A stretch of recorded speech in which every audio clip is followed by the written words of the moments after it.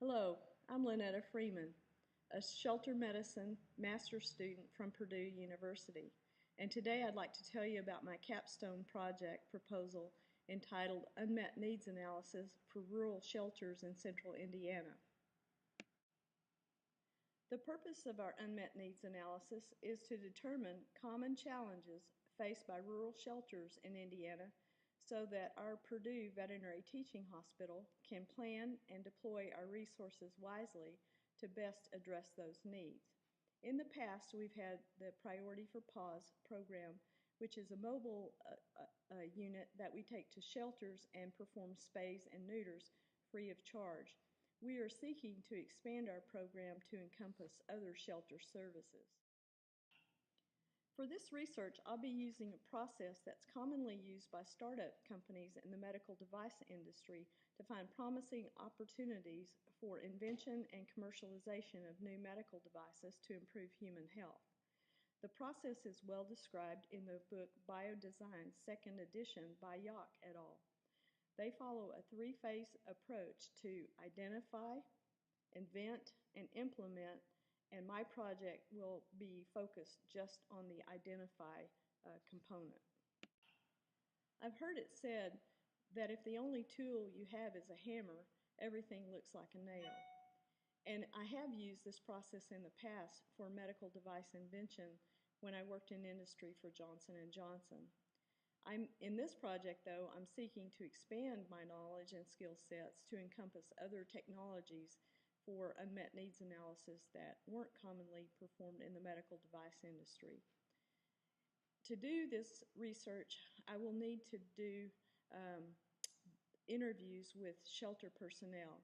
Since this involves human subjects, I have to gain approval from both the Purdue and the University of Florida institutional review boards. In order to get approval, I will have to have my methods well defined, my questionnaires developed, and an informed consent statement developed that each participant will sign in order to give me permission to do the research with them. The purpose of the IRB review is to make sure that any risks that are associated with the project, such as loss of confidential information, would be managed appropriately. And so I will have to have a very tight protocol in order to conduct this research and report my results to protect the identity of the participants.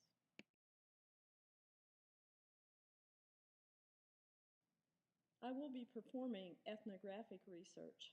My research is going to involve observing shelter workers in their own environment by shadowing them as they do their work.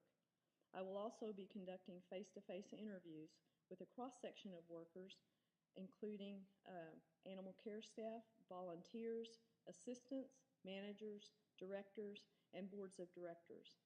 I also hope to do interviews with some community leaders, such as mayors or council members in the cities in which the shelters are located. One of the outcomes of ethnographic research is what's called themes analysis. And basically, what happens is all of the interviews are recorded and then they are coded such that identifying themes or words that are commonly used come to the top. And in this way, by doing this, this helps to identify the highest priority unmet needs so that these can be pursued further.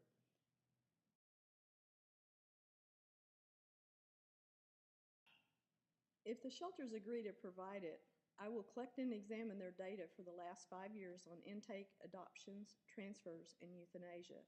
I will also collect information on policies and procedures that each shelter employs, the number of staff and volunteers, and background and financial information on the shelter.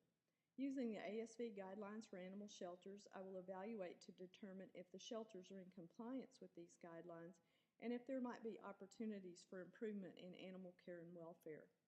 If the shelters agree to provide financial information, I will evaluate their financial position and potential opportunities for obtaining additional funding. The outcome of this could be what we call low-hanging fruit, that is, opportunities that could be addressed easily with minimal effort that could result in a minor win.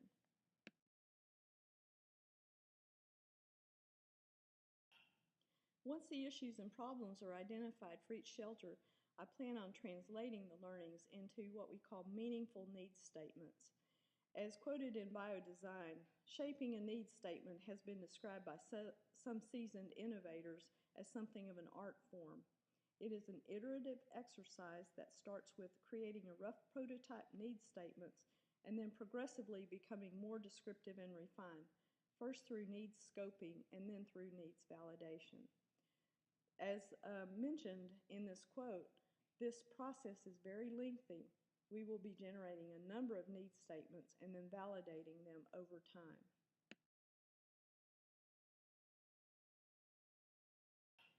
By learning various aspects of current shelter medicine, I will be able to identify how common the unmet needs from the shelters we interview are.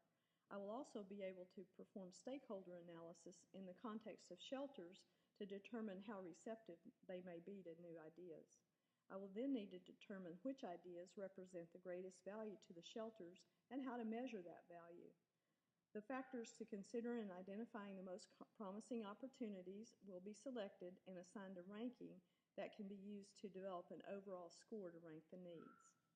This involves a huge Excel spreadsheet with the unmet needs in the left column and the ranking factors on the right with the overall scoring system developed. If we are successful in defining the unmet needs of the rural shelters in Indiana, we will have accomplished two goals. One, we will have identified those unmet needs that are hindering saving healthy and adoptable animals from euthanasia in these shelters.